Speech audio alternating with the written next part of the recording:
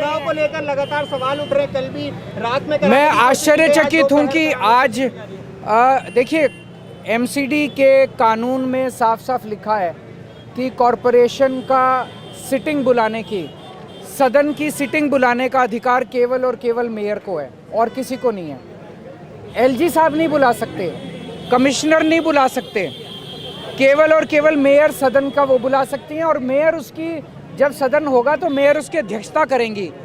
ये क्या है कि भाई एलजी साहब ने सदन बुला दिया और उसकी अध्यक्षता कोई ऑफिसर, कल को तो ये लोकसभा की अध्यक्षता कहेंगे कि होम सेक्रेटरी लोकसभा की अध्यक्षता करेगा। हम जनतंत्र में रहते हैं, हम डेमोक्रेसी में रहते हैं। दूसरा कानून में लिखा है कि जब भी सदन बुलाया जाएगा 72 घंटे का उसमें समय दिया जाएगा। कोई काउंसलर बाहर चला गया, कोई काउंसलर अवेलेबल नहीं है, सबको टाइम की ज़रूरत होती है।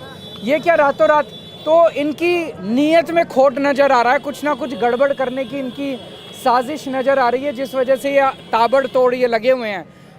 अभी मेरे को पता चला है मेयर ने शायद चिट्ठी लिखी है कमिश्नर को, उन्होंने आज होने वाले चुनाव को गैर कानूनी और असंवैधानिक घोषित कर दिया है और कमिश्नर को कहा है कि आज का चुनाव ना कराया जाए।